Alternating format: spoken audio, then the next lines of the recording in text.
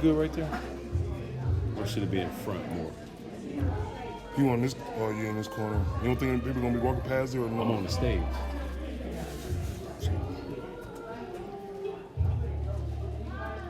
Should I bring it like up on the stage, like face towards their face or down? No, the thing I like about it is that we got our bully free sign in the background, so everything you capture. She's just practicing right now, so she's gonna be standing front of the side. Yeah. Oh, that's cool.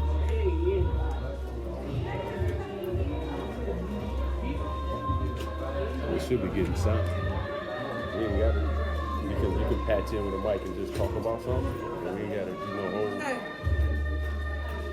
Are you straight in from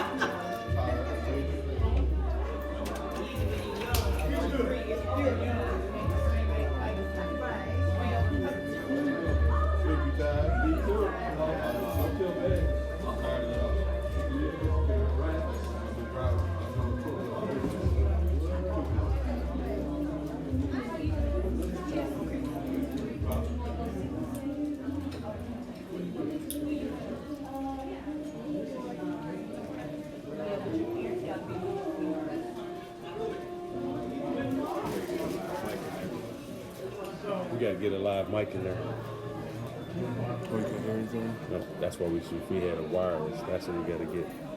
That's going to be our next thing.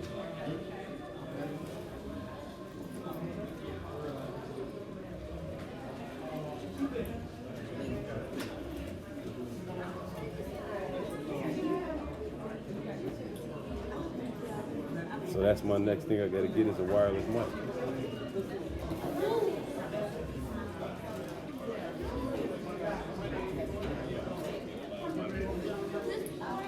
And here's out here.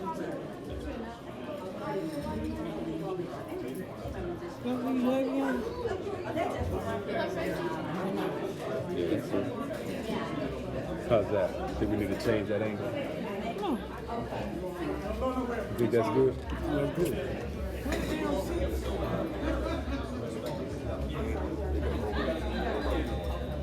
What's going on, bro?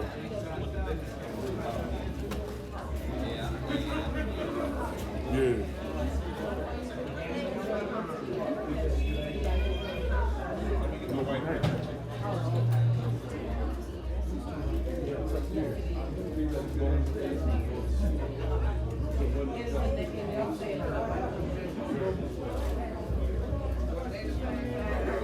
'97, the other one was 2013.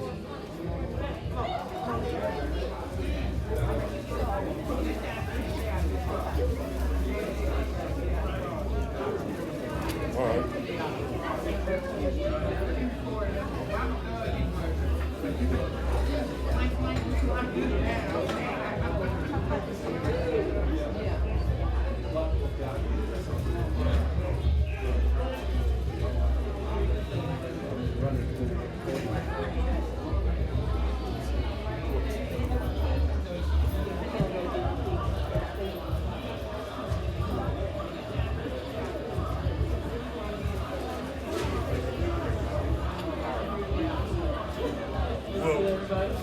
Actually, to be honest with you,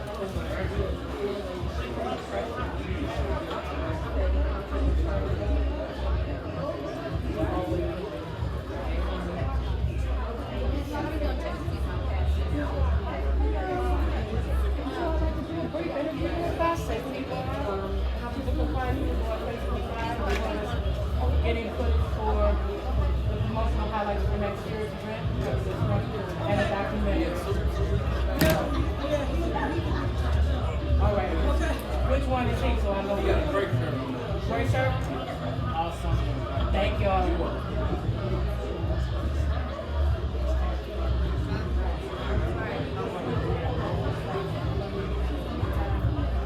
with us.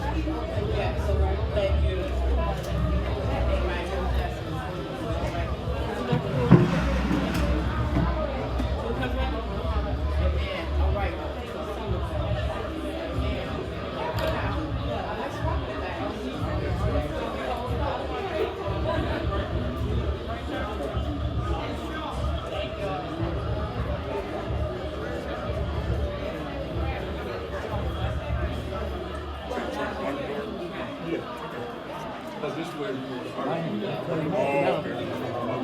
Yeah, you know, I think I'm gonna do. I'm gonna put it on the floor in that corner. That's what I was thinking. I'm gonna get this up, and then I'm gonna put it on the floor. It's in this corner over here.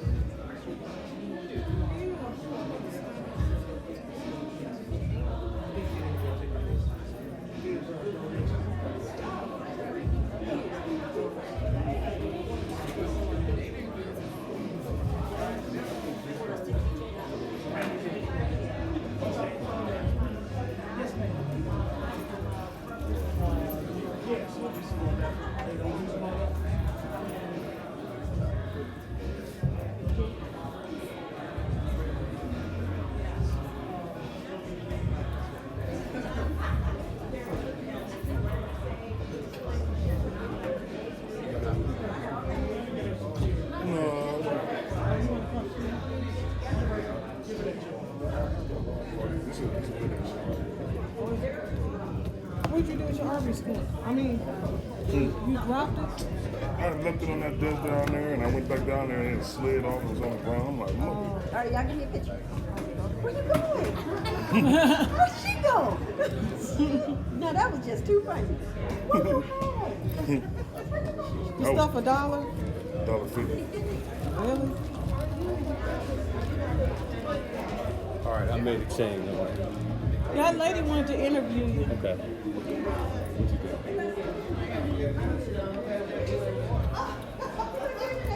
Yeah, that's slick. Where you at? Where you at now? In the stands? Yeah. I don't like that.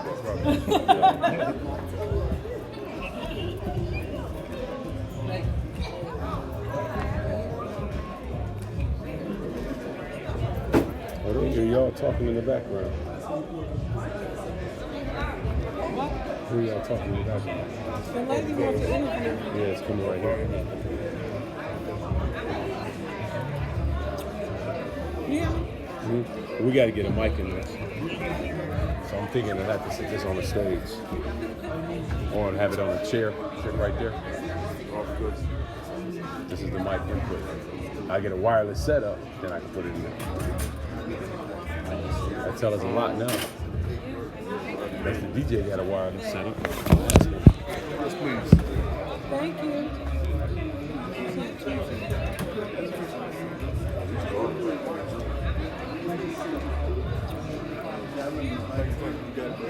Thank you. All right, thank you. Cornelius is like, you need to start doing something. Oh, yeah, Thank you.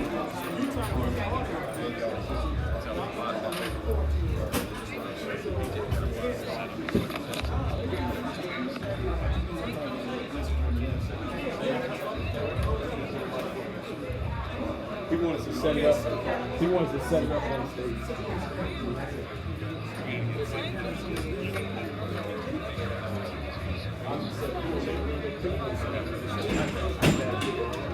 Oh,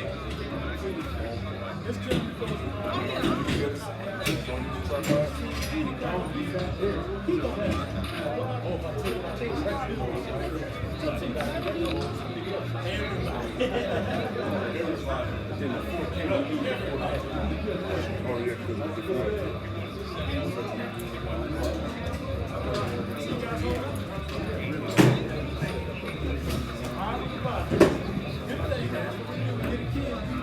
you got the, you don't want to put the tablecloth? So sit up in the corner. Right? You know I'm gonna take a shot with my tripod. Okay, so right here. Am I missing any part?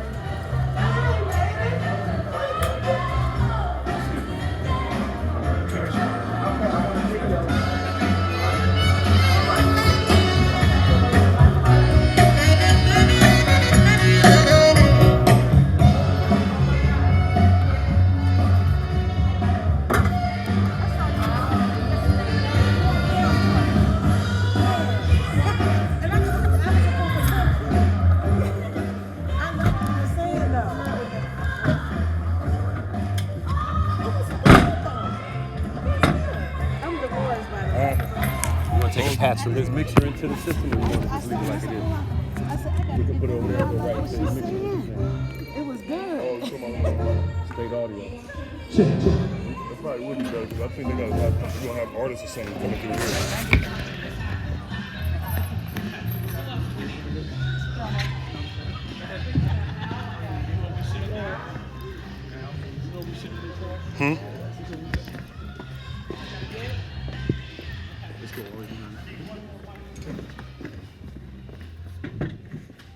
It sound like they're about to get started.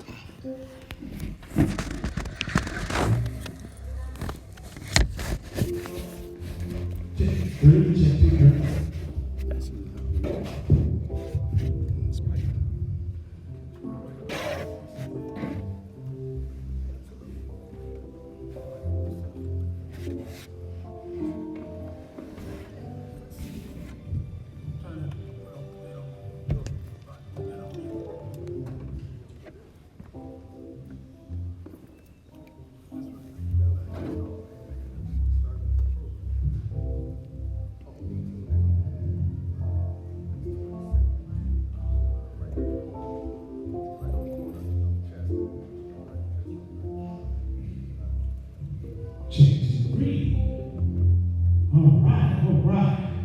DJ Randy V, you ready to get this event popping, sir? I was running at about 5-6 hours when I first walked in the door. All right, sound like you ready. Got a lot of feedback there. That means you ready to go, huh? All right, guys. Thank you again for coming out to Cleveland State University. Give Cleveland State a nice round of applause for allowing us to come here. We'd like to thank John Adams High School as well for having us, guys.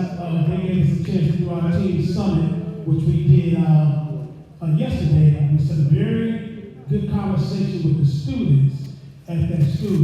Learned a lot of stuff from those kids who got a chance to open up and talk to us about some of the things they're going through. That was a great experience. I need Carol, this young lady here, Randy, to give Carol a separate mic. She's going to be my Kiki shepherd for the evening. Okay? And she's from the company Beyond Abuse Project. So she's going to be in our audience. So make sure that you're just not in front of those speakers because they will scream. Walk on down and there you go. Check that mic for me, Kiki. Call it Kiki. Carol. All right, thank you. All right, come up front. Don't be in front of the speakers. So there you go. All right, so here's our agenda, guys.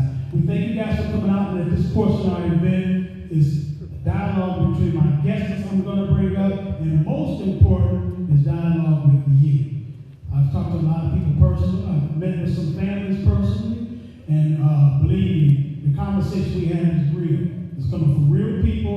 It's not people pinning what I call who we are and what we're going through. Nobody understands what we're going through unless you tell them. We got people that look at us as a whole and say, oh, it's like that.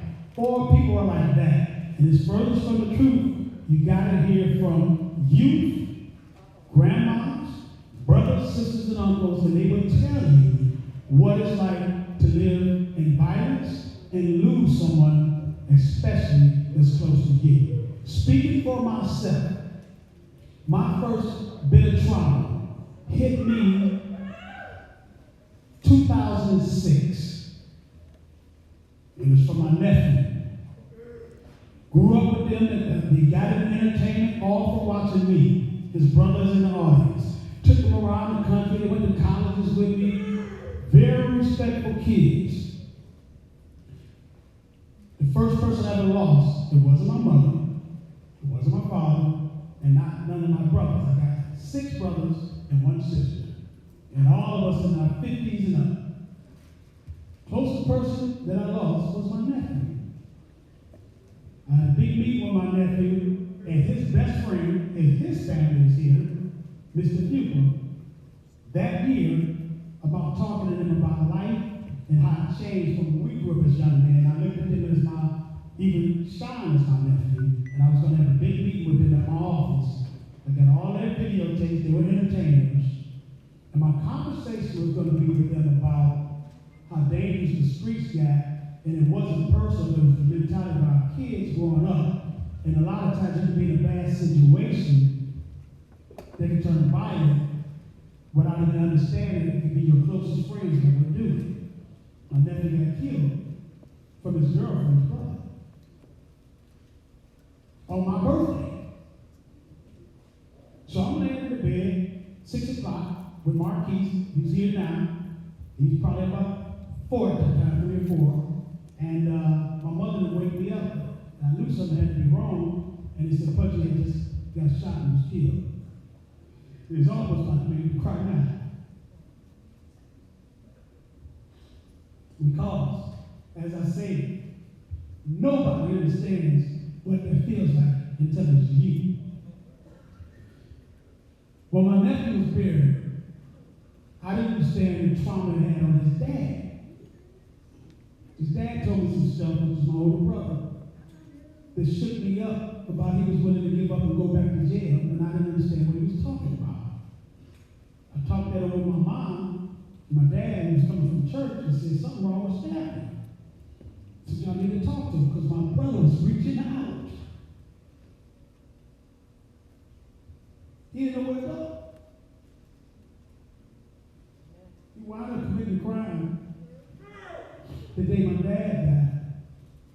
When he went back to jail, I never understood it. We all was like, he knew what he did. He deserved to go back. All my brothers and sisters in town, and we kind of gave up on him. But then I realized, watching his mom, watching the fact that had her child, the things that we was holding in, she was holding in, the neglect that we was giving ourselves and not facing what's happening to our youth. The ripple effect started happening.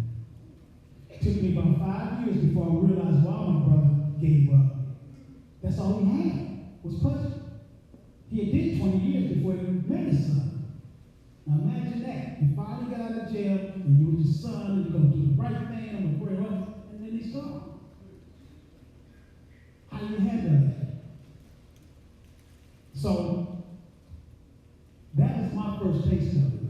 Over the years, with this music business, this is what I deal with. And I noticed our lyrics, which we grew up on, shape how we talk to young ladies. Am I right? We would treat a lady with respect for the music. How we picked up the phone and talked to a girl and said, I want to take you out, came from our music. How some of y'all had these babies came from my music. Am I right? Marvin Gaye, I can go on and on and on. Because that's what music was about. Today, music has turned into, I will hurt you. I don't like you. The girl ain't nothing. You got what I got. I'm taking what you got. And here's the danger of that. See these young kids in here? They don't know it's supposed to just be entertainment. So if these kids grow up and that's all they hear, be PITC is this, nigga that, do this. That's what they think it's supposed to be, guys. So everybody, something wrong with them kids, they different today. No, they not. They only consuming, doing what they're consuming. Come on now. You can't fault a kid. If we go to court today, I can't take a JV into court. He's 14 and kid. He's not responsible. He's a kid. And the court's gonna throw me out. Sir, he's a minor. How do certain guys around us that our kids are responsible? How they coming up today? So again, I'm bringing this up to say we're missing a big point of how we get to this level where we are. The level's coming from, we gotta start back with our kids. Save them. Because if they get it, the next kid gonna get it. Their kids gonna get it. And the generation keep going on and on. If we give up, let them do it on their own, we stay where we are. And that's not doing no good. I see several people in here, and it also I'm going to ask a question. If anybody sitting in this audience has not been affected by death of a relative or a neighbor that you know, please stand up.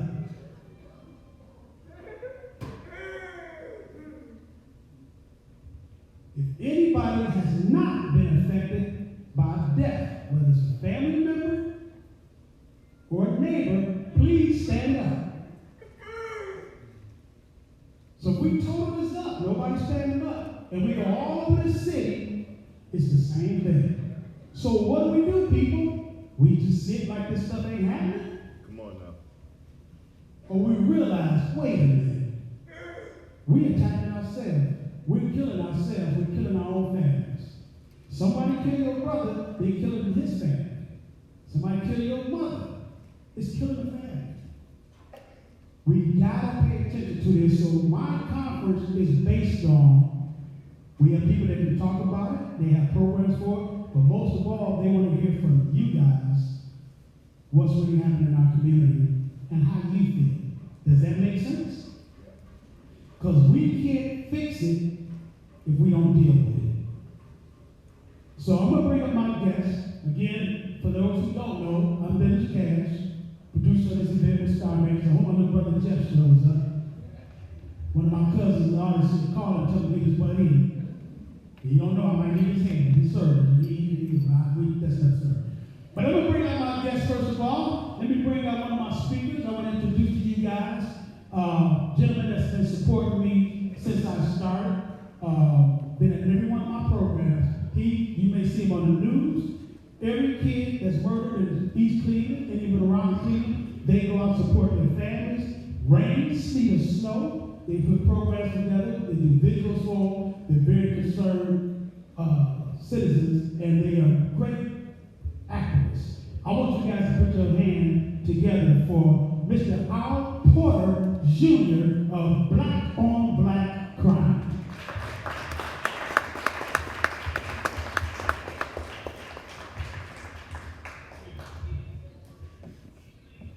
My next guest I want to bring up is a young lady that is supporting me. She's been doing real. I actually done some events with her years ago at the Aurora. Big events. She's done great things. She has facilities in the world. That's where I'm at from. They do a lot of great programs out there. Very influential in the community. She has a great program that I like because it deals with, for some of you, domestic violence, especially against our women. And they got a great program for you to reach out to, and she's always available. Please put your hands together for Miss Denise Jenkins from Beyond Abuse Project. This next gentleman I'd like to bring up is a gentleman I met just in Humble through the principal. Blessed me to use gentleman in high school every year. And I really appreciate it because I've always been with great people and great opportunities. It should be a full circle, right? Oh, that's why we walk this around, I believe. This is like where we came up at. We came back here. No, I guess not. No. Yeah, I don't think so.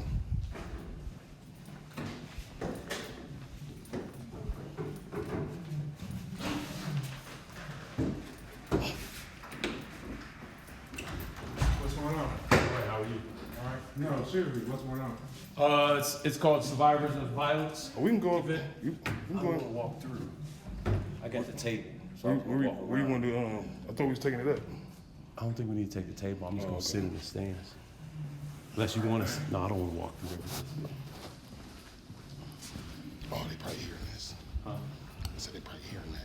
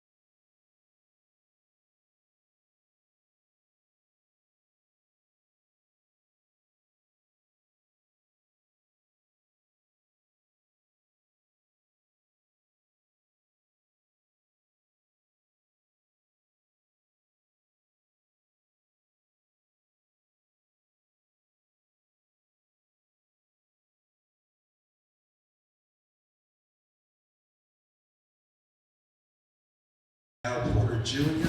First of all, have to say Happy Mother's Day weekend to all the queens, and I can say that today because on any day of the week, you all are still mothers, not just one day. What I happen to do is, I believe, to be a torchbearer and a person to continue to pass things on. I am not only president of Black on Black Crime Incorporated, communications for Black Man's Army, but we also do the mentorship program for the Man to Man program. Also, I'm very, very, very blessed and humbled to be on the radio. I co-produced the Art McCoy radio show. I also have my own program on Voice and Radio, the Hip Hop Workshop radio show. And since January of 2004, definitely since January of 2004, I have been alongside the Hip Hop Workshop, which has had its 203rd episode. Began in East Cleveland, came right down here to Cleveland State University, and as I pass the mic along, in doing a lot of the things that I do, I believe that one person can make a difference. When you start to make a difference yourself, others follow your lead. And as I pass the mic along, I want to thank Brother Silver and Richards for passing the torch to me and teaching me and taking that time. Thank you.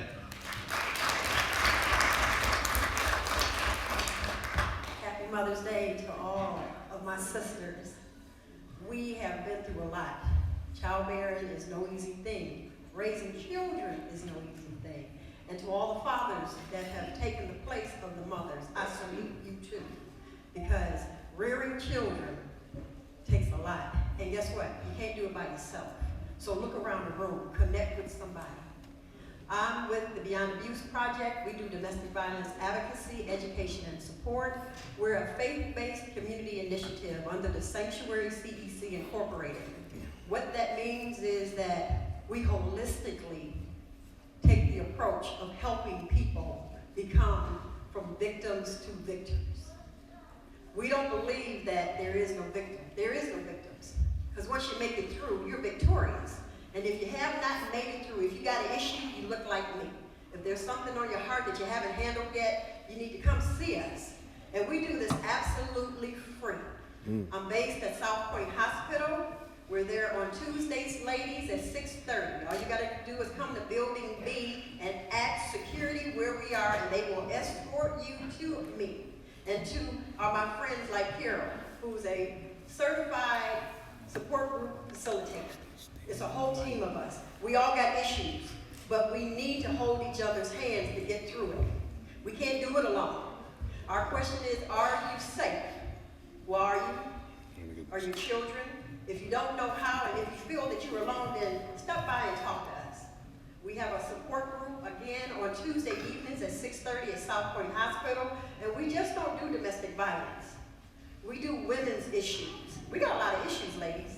Anybody got issues? I got a lot of issues. Okay? And I need help with my issues. So I sit in the open circle too, because I'm wise enough to know that I need help. And the only way we can get healthy, healed, and whole is if we hold each other's hands. And yeah, the streets are bad right now, so it's gonna take a village. It's gonna take all of us. Like Dennis, we're gonna have to stand up and do something. We're gonna have to go old school and bring some of those principles back. You know what I'm talking about, because you couldn't even go home. Somebody said last night, we couldn't even go home without somebody telling it. And by the time we got home, if we did something, we got home and we was told of it. So we need to kind of check our neighborhoods and make them neighborly again. We got a solution. Plus, we also have resources. If you need help, if you need resources, I'm full of resources. I can help you because I don't do my program by myself. I have a group of wonderful collaborative partners all over Cleveland and beyond that can help you. Thank you.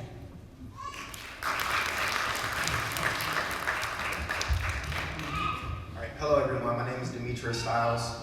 I'm a social work coordinator at Metro Health, and I also work with the school program, and I'm based out of John Adams. Some information about Metro Health's trauma recovery service program is that if you're a victim of a crime or someone that has experienced the trauma, we have resources for you. We have trauma therapists on staff. We have licensed social workers also on staff willing to assist. And some information about the School of Health program. We have a mobile clinic that goes to roughly about 12 CMSD schools where your child can get their well child visits, vaccinations, sports physical, and it doesn't require you to be there, so it doesn't interfere with your schedule. And if you need any additional information, I have my team out there at the blue table willing to assist. So a little bit about me is that I really got into this program, and I feel like it was just meant for me. I am from the inner city. I grew up in Cleveland. I graduated from CMSD schools.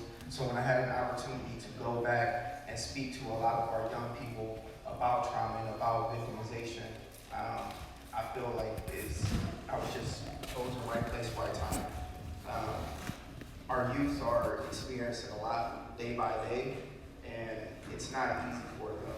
And what I see every day is the struggle to internally pretty much cope with the world around them. So I'm there, I listen, I try to get them connected to any resource that I can, and I even give them a hug if they need it. I feel that it's very important, especially from my background and seeing what I see, to reach back to those young people. Because if they see people that are willing to help them, that are willing to spend time with them, that are willing to be open up about their mental health, in return, they can also. I'm also a big mental health advocate due to my own. Due to me growing up where I grew up, I just started to develop like a social anxiety. So I like to talk about it. I like to advocate for it. I tell my students that it doesn't have to be therapy, but find someone that you can open up to, that you can be vulnerable with, that you can talk about those issues.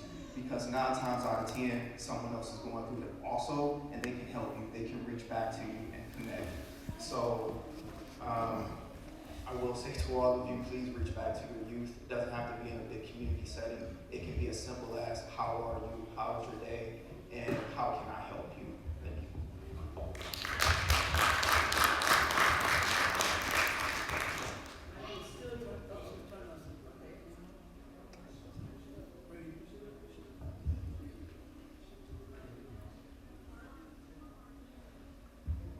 Hello, my name is Celia Wilson. I am the founder of Family Empowerment Consultants.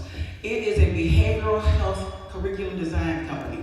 I focus on parenting, anger management, or emotional management, because everything that looks like anger is not. Emotional management, domestic violence, community gun violence, and intimate partner violence. Why am I in this field? I guess I lost my brother when I was a baby to violence. His mother killed him and her and injured her her other son. He wasn't my brother though. So I grew up in violence. I lost cousins to suicide.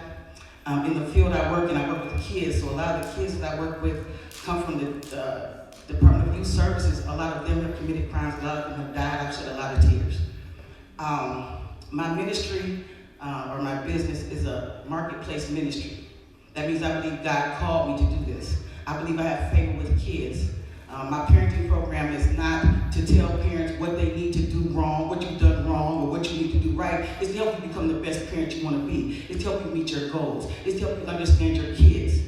When I teach from the kids' point of view so parents can see what it's like to be taught by them, to be ruled by them. I use the word rule because some people think the way you teach kids is to have that iron hammer and you put that fist down and well, you're talking about people with feelings, right? They have to grow up to learn how to be parents to themselves, right? So you can't teach them like they're already in jail. I have one of my parenting programs, one of the types of parenting is called penitentiary parenting. You know what that is. That's when you tell the kids, sit down, be still, don't go outside, don't move. It's not funny, is it? Oh, you somebody know what I'm talking about. I had somebody, listen, I'm gonna stop right quick, but look, I had somebody who I worked with, she said when her parents went out of town, they locked her in the attic. Yeah, that's punishment. Okay, I'm gonna stop, listen. My phone number is 440-427-4705. I'm here for text, I'm here for calls in the middle of the night. When you don't know where to go, when there's nobody else to reach out to, if you have a question, if you feel lost, if you want to hurt yourself, you want to hurt somebody, right? There's always somebody on the end of the phone to help you, all right? And if I don't have the answers, I'm like Denise, I have resources I can refer you to, amen? Amen. Amen.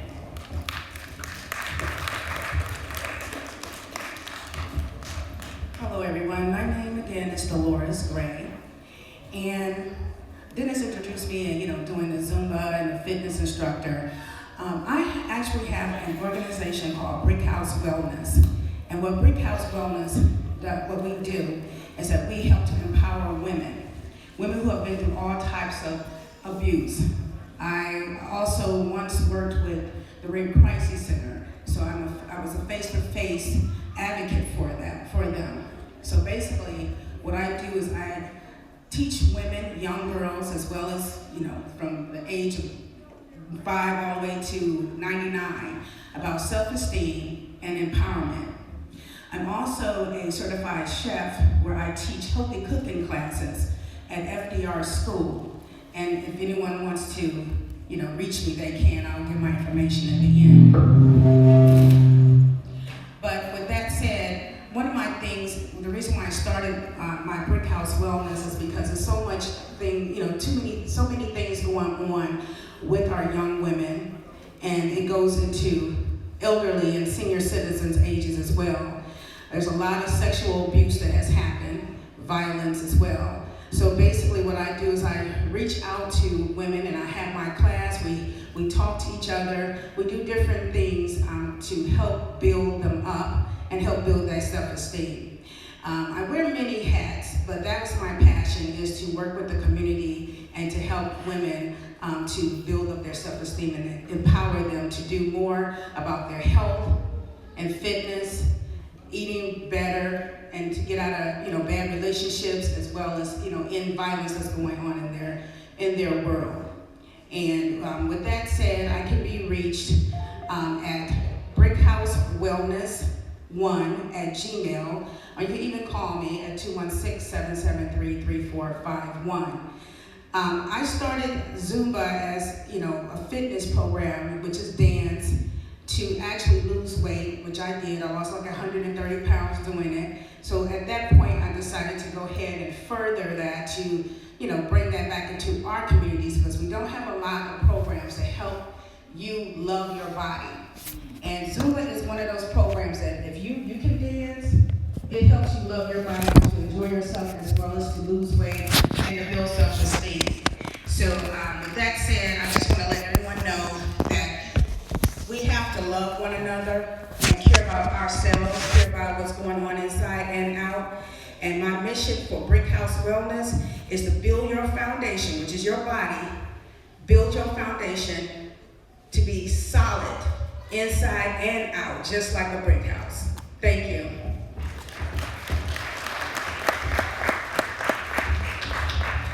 All right. Give the panel a nice round of applause. Thank you, guys. So as you see, we do have people that can help you. Now, we got Carol here.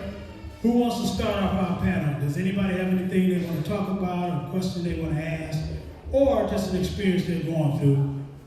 Please don't be afraid, because I'll come out and get you. Don't be afraid. I'll just show the hands and we'll come to you. Start here in the front here, okay? And please say your name when you stand up, just in case. Please do.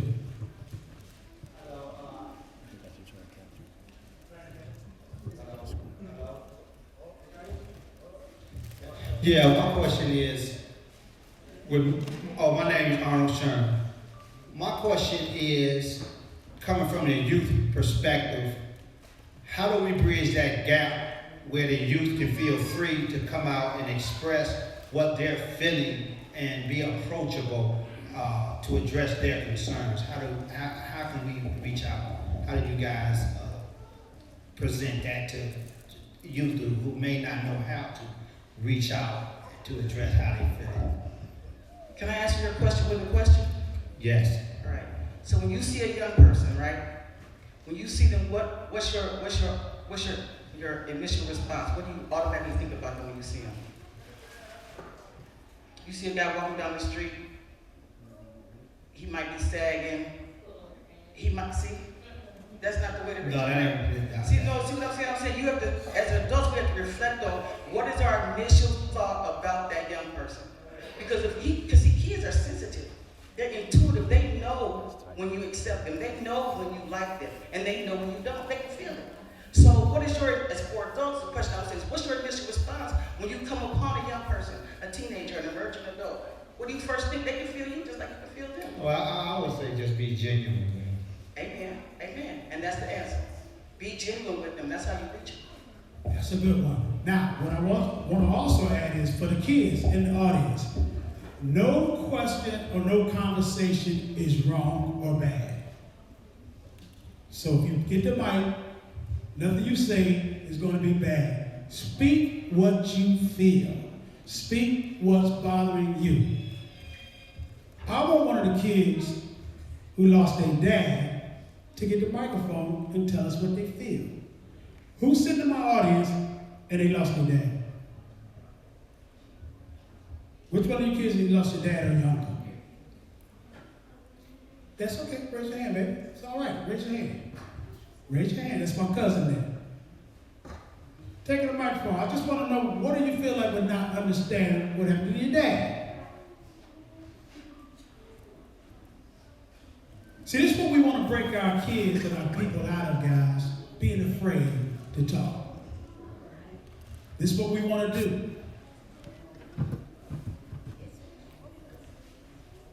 Pookie, tell me what it feels like to lose your nephew there. Your little brother. Take the mic. Tell him what it feels like. Actually, it feels empty. No, but I really didn't get the time to spend with him that I should have. He's not here. So it's like, I feel it's empty. And I know he been gone since 2010, but every time I see a picture or just think about it, it just brings me to tears. Well, thank you for sharing it, because we're adults. And you got to understand what we feel. The young people feel it too. And a lot of things we do, I want my panel to speak on this. If the kids are reaching out and they're hurt, they're not getting attention from us to let them express themselves, and they're holding stuff inside. And it's not healthy, is it? So I would like to, if you could address Pookie, Nathaniel, can you address something he can do about that? He said he feels empty inside, and you're talking about almost 9 years. Hi, Pookie. I'm sorry. I told you, I lost my brother when I was young, and all through my life, I I've experienced a lot of loss and a lot of violence, right? And so what I did was, and I'm not saying for you, but I'm just saying what I did was I learned to pour everything that I experienced into my work. So it didn't have to be, you know, paid work. Some stuff I did in church, volunteer. I think that's why I work with kids, because I used to be them. The kid that the person said, you know, don't talk to her or he's bad, I was that one. So I feel where they're coming from, right? And so that loss you have, that big empty void, I'm not saying it's gonna ever go away, but you can learn to fill it by blessing somebody else. There are other kids, there are young kids who feel like you do. They need somebody who understands them, to talk to them, to be there for them. You could be that, you know. You could be that that vehicle for them. And I would also say, because I just lost my daughter February the 8th of this year. And this has been so hard for me, but I keep pushing. Just like I gave it an acronym, and someone had told me that, you know, my cousin told me this, is push until something happens. And that's what I do. I just keep pushing. And I pray. And one thing I can say, I have someone, just one person, I would say one or two, I'll put it like that, one or two people that I talk to on a daily. You have to talk to people, talk to them, let them know how you feel. It's someone who you feel comfortable with, that you can express yourself and tell them what's going on inside. And that's what I do. I can talk to them sometimes I talk to this person all the way until like 1 or 2 o'clock in the morning. And they're there for me. You have to find somebody that's gonna be there for you, that understands what you're going through. And you know, like I said, it's been a really hard time for me, but you know, I have the support that I'm getting from certain people. That's what's helping me to keep pushing forward, to raise the stake, to know that my daughter is watching down on me, and she's saying, "Mommy, you're doing a good job, so just keep on pushing." So that's what I would say, you know, just to keep pushing. And also, you know, if you can find a grief counselor, that's also a great avenue as well, because they are there for you to listen and to give you pointers and give you information of how to cope. Okay, I want you to take the next one, okay? I want to ask some of the young kids in here, what do you do? Do you guys hear gunshots in your neighborhood? Okay, so how do you feel about that?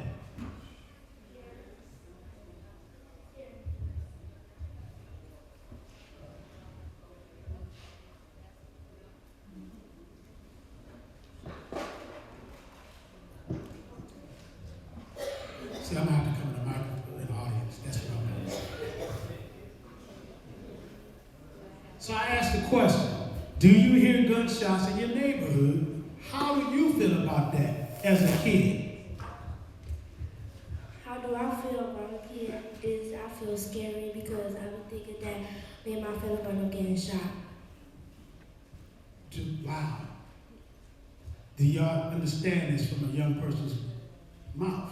She feels that at any moment she can be shot. What do you do for relief to feel safe? Who do you go to? We turn off the lights, we lay down, and I go with my mom. I go to my mom. So I want to ask one of the adults here to answer this. Is that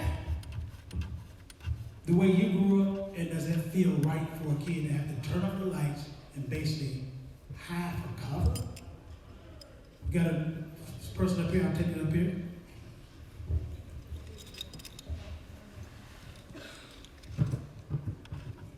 Hey, hello everybody, this is Daniel Walker. I'm only speaking this because I want to let the children know I'm gonna answer this question, but they have to be able to speak to somebody that they can relate to. So, I went to Glenville. So growing up, Glenville and Patrick Henry Middle School and Glenville High School. Going to school in junior high school, we were getting shot. Like kids were getting robbed with triple fat goose. Anybody remember triple fat goose jackets? Yeah. So when kids had them, we were going to school, literally had to run from home to hurry up and get to school. So like what that young lady saying is fear. At the time, it became our reality. So we weren't afraid, we got used to it. And that's something that we can't continue to do. We gotta change the monotony of what's happening. Because everybody in here got a cousin, a brother, an uncle, sister, somebody in the street right now doing this ignorance and ain't nobody saying that. That's the problem. Okay, now I want to go back to my panel and I go to Demetrius. On that thought for a young person, Demetrius, what is something that can be done for them for mentally or what they're going through? Yeah, I agree with what he was saying about how pretty much they need someone to be relatable, and it does become their reality. It was my reality, and a lot of students I see, it's their reality also. As you keep on kind of going through those same situations, it starts to become normalized. Like, I didn't know that how kind of, I have to say, messed up I was. Like, I found myself like taking a gun everywhere, looking all the time. That was my reality. When I went to college, I was like, I gotta stop doing this because I'm gonna end up in jail. So what helped me, and when I talk to the students about, is pretty much taking it one step at a time. We can't fix all our problems in one day. So identify someone you can speak to and who is relatable. For instance, you go to a school, all of our young people go to a school, there's plenty of teachers in there, and I can't say all of them are perfect, but I'm sure it's at least one teacher in there that's relatable, and you will never know unless you make that approach to them. And I know it's difficult as a younger person trying to say, like, I have a problem. And students or youth in general pretty much act off just feelings. They haven't developed yet how to really communicate what's going on. I mean, even as adults, sometimes we just like, I'm just mad for no reason, I can't understand. So imagine how a young person is feeling that's about 8 or 10, that doesn't really know their body going on with their body, both physically and mentally. So I would say to young people, find someone that you feel comfortable talking to. Not exactly a peer, because peers sometimes don't have the best insight, but maybe a teacher. Honestly, if you have a fire department near you, go talk to them. Don't be afraid to talk to a police officer. They may have some insight. They may try to say like, hey, you can come to the department anytime. We don't know that because our students and our youth are so scared to interact with adults for a variety of reasons. So youth, please try to engage, because not every adult knows what's going on, because they do have their own issues, and we all understand that. As adults, we have the world on our shoulders. But sometimes it takes the youth being engaged. Thank you. Okay, now I'm going to switch up from the youth real quick, and I want to talk to one of the parents. Oh, yeah, question, I'll finish that. Go ahead, and then I'll go to my next question. Go ahead, sorry about that. State your name, please. I think the microphone is on.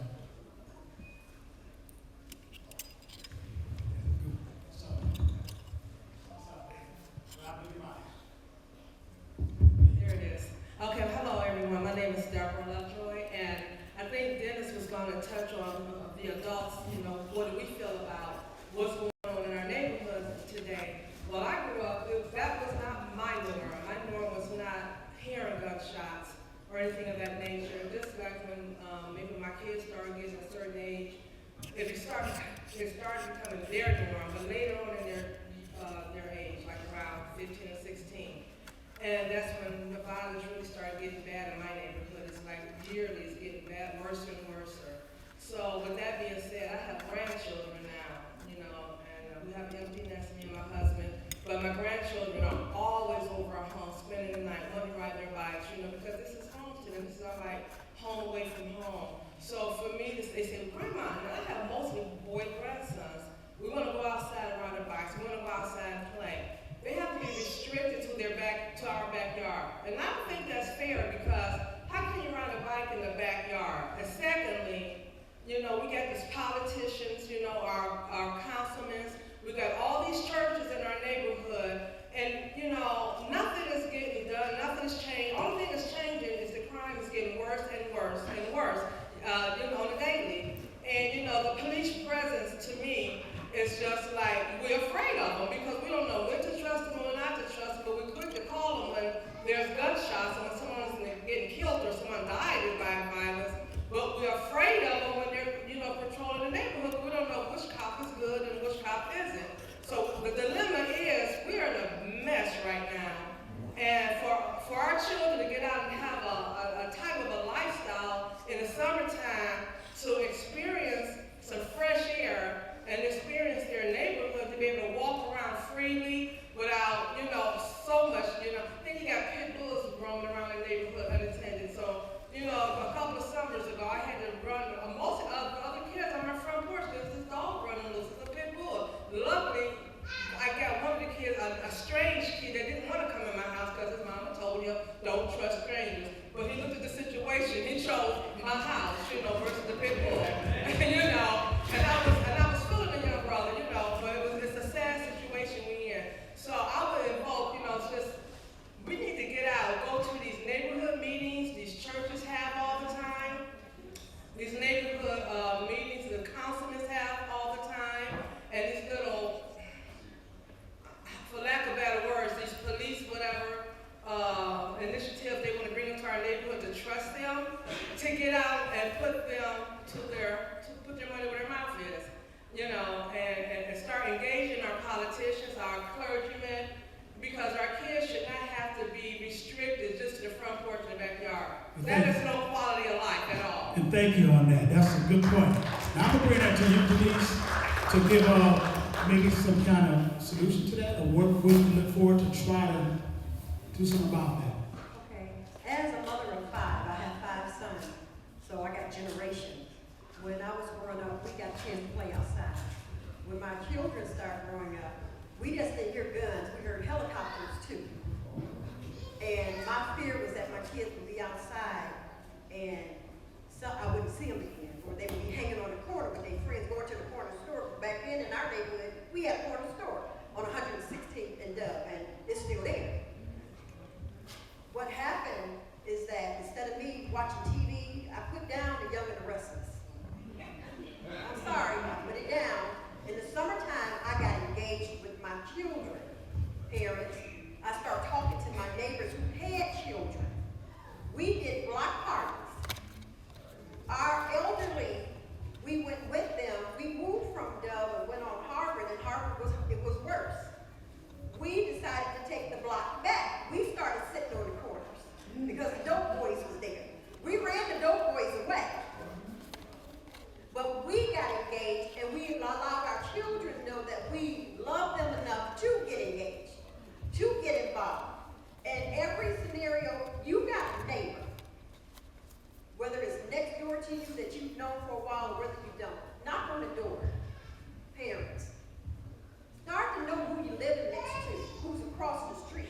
Start taking the neighborhoods back. Like I said, we got to be neighborly again. We've got to take our home, because these are our homes we're dealing with. These are our kids. How do we get it back? Well, we got to get involved. We can't let our seniors be afraid to sit on their porches in the summer. We need to turn the TV off. Take the video games away. Put the cell phones up and let everybody come outside. That's the first thing. We got to do it ourselves, because the politicians ain't helping us. They ain't coming on our block. They ain't coming in our city. But we can challenge, like the mother said, we can challenge our councilmen. We can go to the police stations and knock on their door and say, how you going to help us, help us, help us? We can stand in and we can go down to City Hall, because there are some good people in City Hall that want to help. There's some good people down there. There's some good councilmen. So we have to make them accountable, because we gave them our vote.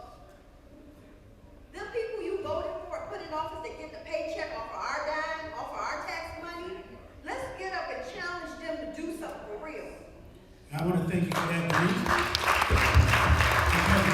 We're going to have 2 more questions. We're going to have the young man in the front, and then in my closing question, I want to ask the young people, what are their solutions for how to stop the violence in that neighborhood. I want to hear that from young people, what are their solutions, not ours. I want the kids to say, what do they think will stop violence and people getting hurt in their neighborhoods? But before we do that, I want the gentleman right here to stand up and say his name and present his question. Oh, my name is Willem. Can you? And I'm glad you brought up our senior citizens. I am one. I used to live in Shaker Heights. And I was on my own front porch. Believe it or not, and some kids attacked me on my own porch. And it makes me so sad, they put me in jail. You know, it's sad. What I'm trying to get out, I go to a group called Father Initiative. And I'm 71 years old. I got my son out of foster when I was 50 years old. I took my son. He was just 8. And to this day, when he saw happened to his father, he's 21 years old. He'll never be the same. He had another day, Daddy, why do good people go to jail? When these all happened to me, I put 2 days in Shaker Heights jail for the killer. Attacked me on my own porch. And what I'm saying, I'm not blaming the police or anybody else. Well, black and black crime, what we have is a double standard for black crime. It was 2 white men in Shaker Heights. Kids having them, they get young men 15 to 20 years. They found me young boys. When some kids jumped on my porch, they put me in jail, not the kids. But I said, my son, he will never be the same. He called me, he's just 8. And I'm trying to get some help. I'm trying to get some help with him. Somehow you want help for black matters? He will need it. But what I can say is the positive thing, we need to get more men involved with kids.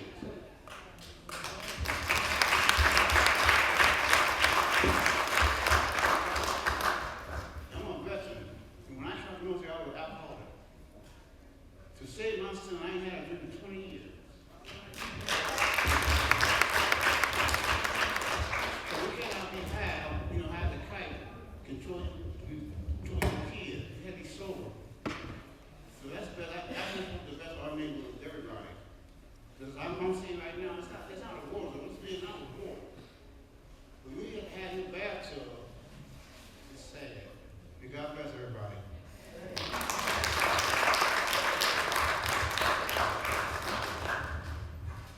I want to at least reach out to you, sir, because Father's Initiative, I'm not going to talk to the young people right now.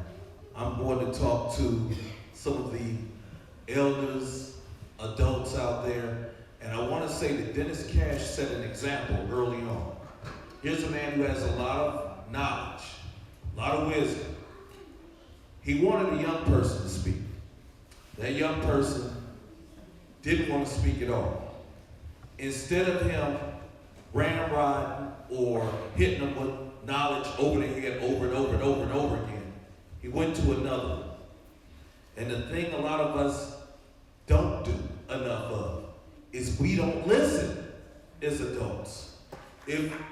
How can we expect for the young people to listen to us if in our hypocrisy we don't do the same thing? If I don't go through and I know somebody's a troubled young person and I don't give them at least a minute to a minute and a half to express themselves, and even if I drop a few sentences of my wisdom and then stop to wait for a response, how do you expect them to learn to be able to speak for themselves and to be able to be more vocal in what's going on? The things that I know may be wisdom now, but I'm not going to the same schools that they are. I might go in and see some of the same situations, but it's a much different technical age now. And we have to be mindful of that. And then also for any young person in this room, you have a right to be heard. So with that being said, you all will be the ones within 10, 15 years to be holding me up and leading the way. So with that being said, I'm just hoping that when the question comes out for some of the young people who haven't spoke yet, feel free to use this platform and speak.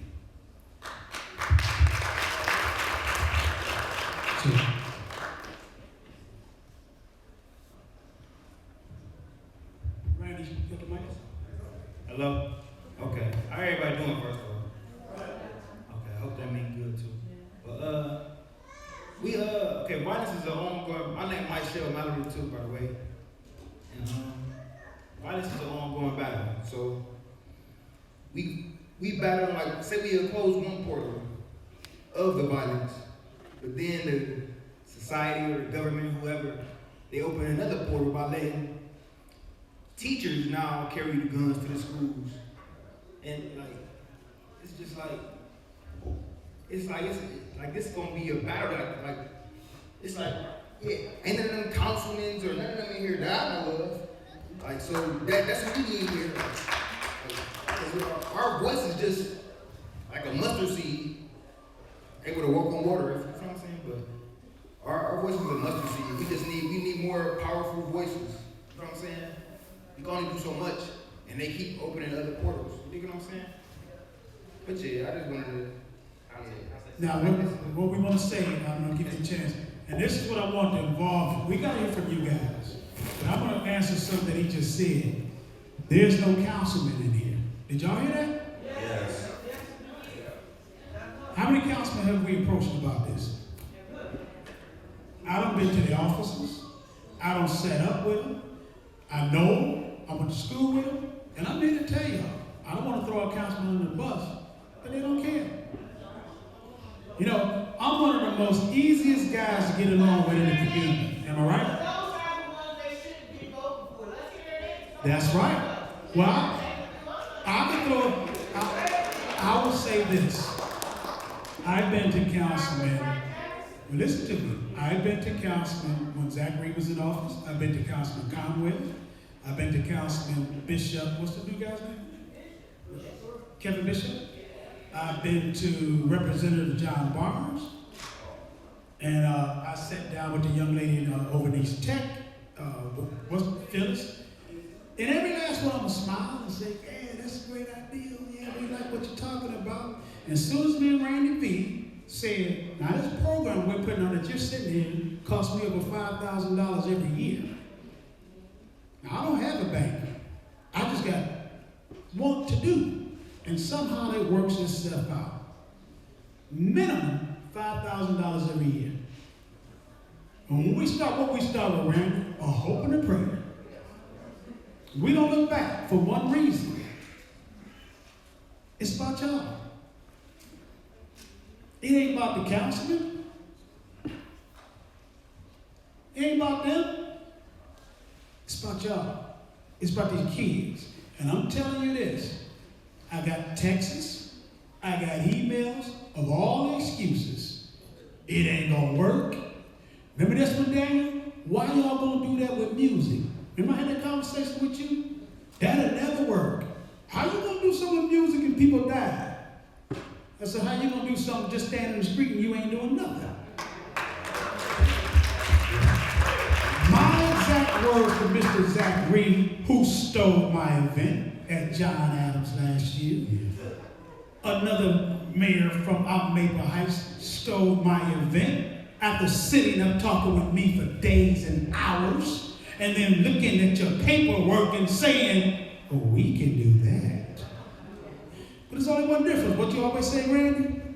They can't be like us. They can't do it like us. They ain't doing it for the people. No, they not. They doing it for something totally different. How much money they can get from this person? Let's bring all the money people in. Let's talk to all the people with all the money. And guess who ain't at the table when they talking? Yeah. I went to John Adams. Every business person in Cleveland was at John Adams last year. I don't know if you were there, Mr. Charles. But every business person was at this meeting about violence. And there was not one kid or mama from Mount Pleasant area over there in that panel. So what they talking about? Couldn't be talking about you. Doctors and this. And everybody talking. And I sit there. They had Maxine Waters there. And I said, this makes no sense. Because they all talking about all of them going to go home, close their doors, or go back where they come from and forget all about y'all. That ain't what we trying to do, y'all. Now, I've been very patient with these folks in my community. Don't we know them all, Silver B? Know them all. But enough is enough. So I'm bringing that out to you to say, This is why we come to you guys. See, when I talk to mental health, I don't need no counselor to talk to them. Because they're going to try to figure out how much money they got. Dennis and push me out of the way. That's what they do.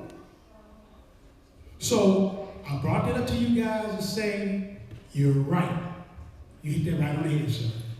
And if we don't say it, they're going to keep doing it. It's up to you guys. Now, someone over here, just raise their hand. My question is, someone mentioned the church. Someone mentioned that there's a church on every corner. Now, is there any church people here? Oh, yeah, that's on here. No, I'm talking about the head of the church, bishops, leaders, pastors. You have a leader here? Church? Okay, the point that I'm making is that we're supposed to have power. The church is supposed to have power. Now, if you in the church, Wednesday night, Thursday night, Saturday night, Sunday night, how come you can't get a corner, have your church be designated to a corner in your neighborhood and spread that power? Because that's the only way you're going to get rid of the violence is with the power. It's so simple. It's so simple. That's true. And I'll let you answer that. But before you answer that, here's what happened. Now, what she said, keep your thought. What she said 2 years ago, there was a meeting that I went to. I've been in so many meetings, man, any kind, I don't been there. And there's about 13 preachers there. You remember when the girl got killed in the house? What was her name? Niger? They was meeting on that. And all these preachers lined up. And I'm sitting in this meeting, and our activist guys there, and they all look at each other, and it's real simple. We're going to get out, and we're going to go down the street, we're going to walk, we're going to do this, we're going to talk, we're going to do this. This is what they all were saying. And I'm watching these guys. Y'all know it was cold during that time of year. And all these guys in their 40s and 50s and 60s. And I said to these guys, I said, I'll back anything you guys want to do. But I said, how about we do this? I'm having this event. I'm paying all this money. I'm bringing these people in. I brought Matthew Knowles in, Beyonce's dad. Did we, Randy? We brought in the Large. We brought in the Rude Boys. I had all these people that I know from the entertainment industry and came on my word for, this ain't about how much money you want, Mr. Knowles. This is about that you care about your kids and these kids. He came. And them guys looked at me. And when I told them, bring anybody from your church, and they in on me. Anybody, as many as you want. How many of y'all think showed up? Not one. So, it keeps coming down to this. We talk the game, but we ain't gonna play it. And when all these people showed up, nobody came. When they did their walk, I told my guy, they're gonna let you take it over. Watch how many actually showed up to walk. You know what the people showed up to that meeting? They sniffing around the corner to see what you really got. Oh, he got some money coming from that way. Oh, look like they're going to invest over here. That's why people show up to meetings. They're not coming there for you or you. They come to see what's behind door number 1, 2, and 3. And they're going to trick each other to go try to get it. So this is why we're in the state, guys. Why we are, staying right. Nothing's being changed. Now, you take the floor, Mr. Stiles. Real quickly, I want to get back to my brother, what you said about power. I believe we all do have power. We have the power of vote. We have the power of our voice. So, and one of the other things, engagement. Right? One of the things that really hurts is something as simple as parent-teachers conference. That we're not showing up for parent-teachers conference, so like that tells me that we're not showing up for anything else. If we're not making time for our students' education and seeing how they're doing in school, then we're not taking time to see how our community is doing as a whole, pushing our council people. And also, another thing that kind of really makes me sad is that every day when I leave work, there's 4 police cars outside of the school at John Adams. It can be up to about 6. there's also 3 churches next to it. And I see the church people going in and like closing the gate. That's a Kingdom Hall, another one's like a regular church. And I see people going in and not a single one, not a single police officer, not a single church member is talking to a kid and saying, hey, how was your day at school? And that, to me, I don't understand why what's so hard about opening up the door. Now on the other side, the Community Trauma Institute at Metro does have a program called Thrive, where there are community churches that are involved with our youth, whether it's emergency housing, emergency utility assistance, mentorship, and some other things. There is that being in the process. We have a couple churches that are on board with it. I don't work directly with them, but I am seeing it as a resource that there is at least an effort led by the Community Trauma Institute to get in our community and do something. And so, all right, we're going to take 2 more. I know this gentleman is Silver B, and what we're going to do is we're going to take an intermission so people can, get their legs stretched out, visit the vendors, talk to Metro Health, talk to these people, and then we're going to come back and do our plaque presentation. I have 5 families, I think, in presence today, and we're going to bring them to the stage, and we're going to allow them to get their plaque and have 2 minutes of time to talk about their situation, introduce themselves to you and what they're going through. Is that okay with you guys? Okay, so we're going to go with Julius, and who's the second person? It was Julius and Silver B. Okay. Excuse me, my name is Julius Lovejoy, my wife Deborah. And I've been in Cleveland since 1982. I'm from Chicago. But I noticed when I went to the church, and I'm saying this because a lot of these pastors in these churches are not really telling these people in this audience right here who they are in that book. That's why you have the problem. Right. You go to church every weekend on Sunday, which is not the Sabbath day. It's not God's day. You're going to worship a sun god, which is a pagan god, which the Most High is not listening to you at all. That's why we have these curses on us. These pastors know it, but they preaching prosperity for money. They don't care nothing about you. And the money that they get, they send it to the Jews in Israel, in Jerusalem, the wall wearers. That's where your money goes. And the rest go into the banks, or they give it to construction companies to build family dollars, other stores to put in your neighborhood, so the Jewish people can still take your money. You got Arabs in the neighborhood taking your money. Nobody said anything about it. Peddling drugs out the stores to these young guys. That's spice. They wilding out. And what has happened is people don't understand the Bible. You don't preach prosperity in the church. You teach the Bible. Teach these people who they are in the Bible. We're not African American. There's no such land on the planet. Asia know they're from Asia. China know they're from China. But where are you from if you are African American? Wow. 2 different continents. So they're keeping us hidden from who we really are. That's why we're having problems. Right there. Because we don't know who we are. And Julius, I think you ought to leave it right there so it give us something to say. That is a great point. And that's another reason why there's a lot of confusion of the things we're going through in our neighborhoods. Can you answer that real quickly? Because we need about 5 more minutes and I got to get Silver B on. I just want to answer it in a different way.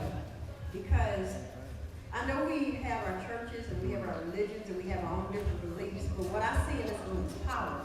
And I see a start. I'm willing. I write business plans. I have my own company. I did my nonprofit, and I did my business plan and got my church their charter. And I wrote out their plan, and it's the word church.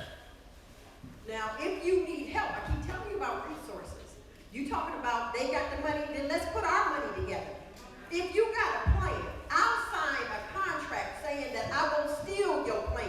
How about that? And if you come sit with me, I'll help you write your business plan so that you can begin your own legacy. That's what our children need. They need to know that we're going to back them up and give them something to look forward to in the future. No, some of these churches ain't going to do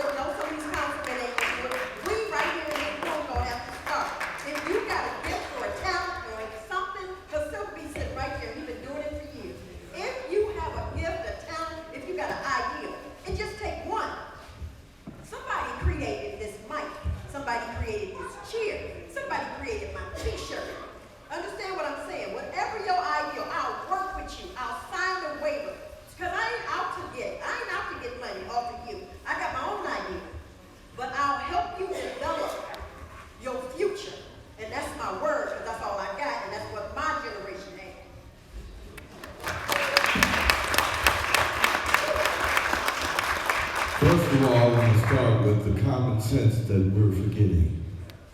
Somebody told us when we were growing up, this little light of mine, I'm going to let it shine.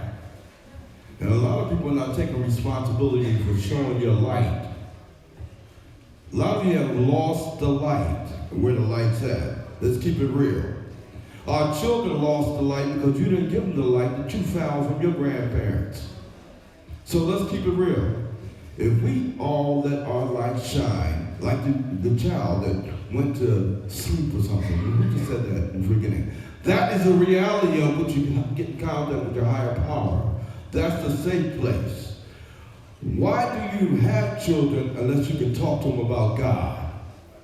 You have no right to have a child unless you can talk about God, because that's part of the mental health. That's part of the thing of bringing all the families together, like coming to the hip-hop workshop. Bring your children. I ran teen centers for years, and the success I had that you remind me about was bringing them together and talking about the spiritual part. If I die before I wake, I pray the Lord my soul to take. What happens to me? My parents were supposed to respect our parents, but they're doing the wrong thing. On my radio show, I said, I'm not going to hell for you, Mom. I told her that. And I told my dad, I'm not going to hell for you. You just have to do what you were told to do. You have forgotten. It's just like in that movie Panther. Tell them who you are. You are not doing that. Now, case in point, my success, even back in the days, Dennis knows, when the skating rinks had people around the corner when I used to be out there, and I moved away from all that because I tried to pass it on. It's a spiritual connection. You raised like the woman in the shoe that had so many children she know what to do. You have to bring those people together. Bring your children, make your own family reunion that can deal with health and spirituality. That's what's lost. It's lost. And you have to be guilty about that. Put down the drugs, the alcohol. Deal with the spiritual part. Like a kid would say, what happens to me when I die? Do you have an answer for them? Do you keep them in there? Take it over, like don't let the devil fool you, don't let them change your mind. Take the neighborhood back. So you need to go back to the simple things. Everybody in here can bring about 20 people in if they wanted to, Dennis. But they didn't do it. That's why I do it on my radio show and stuff. I see what you're doing. You have to bring people along. We had to go to things when we were growing up. That's what made me graduate from college many moons ago. They made me go where I didn't want to go. And know the truth about what this brother was saying. I was going to be a minister back in 78 and filed offerings. But when I found out the lie, I couldn't do it. And everybody knows the lie. And just study. Listen to my program, will tell you. I don't want to discourage young people because where you're at right now, that's where your family has you. They have to help move you on and tell the truth. He knows when you're sleeping. He knows when you're awake. He knows when you're bad or good. The biggest lie y'all tell your children sometimes. So let's get back to keeping what Dennis is saying, and that's why I support Dennis. He knows I do that and Al and all that, and I move aside, let the young people take over. Because I'm tired of it. I need to give it to y'all. Y'all need to just follow what our grandparents gave us. How do we survive? Spirituality. God is a spirit. Worship in the spirit, truth. Like a wind that keeps blowing, you can't see it, but you got to get them in the spirit. And once you close your eyes, you are in that spirit. You got to work with that. Otherwise, you're going to be lost. Because what you see is not really what you see. All right. Anybody know God? Make some noise for God if you know God. Well, act like you know God. How about that one? All right, guys, we appreciate Silver Green. Give him a nice round of applause. You can catch him on VoicesRadio.com. Okay, we gotta get this wrapped up. I'm gonna have one closing remark by you, but I want to say again, our program is called Survivors of Violence. It's a big difference from Stop the Violence. Like my man said, it keeps coming from everywhere. That's what my man was saying. You can think you plug the hole over here, and it comes from over there. But the one thing we got to figure out, before you even think of stopping violence is, how you gonna survive? So that's our key, surviving the violence. So we want to thank this audience. We thank your participation. Hopefully people have learned some things. Hopefully people feel that it's okay to speak what's on your mind without being persecuted for it. Give yourselves a nice round of applause. I just want to make a comment because I hear the political, everyone keeps mentioning the councilman and the church and things like that. The bottom line is that we as people, we have to make sure that we are registered to vote. We have to educate ourselves on all these political people that are looking to come into our communities and know exactly what they want and what they're doing. That is the key thing, is to educate yourself. And if you don't know, ask somebody else or ask that person. The key thing is to educate yourself, but you have to make sure that you are voting, because our vote, it really does count. So that's the main thing that I'm looking at when I walk in the neighborhoods and get people to register to vote. It's all because, we don't know, this person. You have to educate yourself. And a lot of these people would not be in here. And then even after you have voted, start block clubs. Designate one person to go to a meeting, to bring back information for you, to educate you so you'll know what's going on in your community so you can take a stand. So that's what I wanted to state. All right, give me that round of applause. And again, guys, it all comes down to just get active. If you want to do first thing, get active about your own. Start there. If you can start with your own kids, your own brothers and sisters, then you can. Did you hear something? Okay. Then you can start going outside and dealing with people on your blocks. The next, whatever the councilman, you can deal with them. We got to get this one real quick. Yeah, I personally think the solution is getting as many guns off the street as possible. We have to stop leaning on this false sense of security that we've got to have these guns to protect ourselves. That's not the answer. The answer is to get as many guns off the street as humanly possible. That's the answer. Okay? It makes you think in programming, false sense of security, I got to have to protect my family. So what happens when you have these orders, the more and more guns are out? The kids find them, they end up shooting themselves. The guns forget that special lock that you had it locked up in. They forget to do that. The kids get a hold of it, and now they're killing themselves. They grabbing the gun while you at work. They going and shooting up the school. You got to get the guns out the house, out your possession. You got to get, that's the answer. The answer is, it's the law of numbers. The law of numbers. The less guns there are, I don't care, CCW not. Scratch all that CCW mess. The less guns, the less shooting. You don't have a gun, you can't use it. Get the guns out the street, get the guns out your house, get the guns out your car, get the guns out your possession. Don't give that cop an excuse to shoot you because you got CCW, you got to reach for it. No. This is all part of it. You know what I'm saying? I'm telling you, they programming you that, and you got to feel it. You got to have it. And then that's what's ended up being, you know what I'm saying? That's what's getting us to That's why we were saying again, if you start at home, see how that simply starts? And Junior got a couple of guns up there. Right. Do the right thing, start there. And it can spread on and on. You might go talk to the place. See, I really don't need this. I could have did this and be here. It's just got to be one step at a time, y'all. We're not going to build Rome in one day. But if we never lay a brick, we'll never get there. Right. So again, thank you for that. And just to close, I want to make a couple more points on that. Because a lot of people, it's hard for them to let it go, and they feel, how can I protect myself? This and that. Look at all these hoodlums with guns on the street. I just want to leave a couple ideas in the head to kind of digest this point. Okay, point C in Canada, they barely carry. I mean, to the point where some police people don't even carry guns in Canada. So then, if you go and look up and study some of the murder rates, say like Canada, Japan, Finland, where they barely carry, you have murder rates for the whole year that you can count on your hand. On your hand, because then they'll come with this excuse to NR people, people don't want to keep their guns. Oh, if they don't have guns, they're gonna,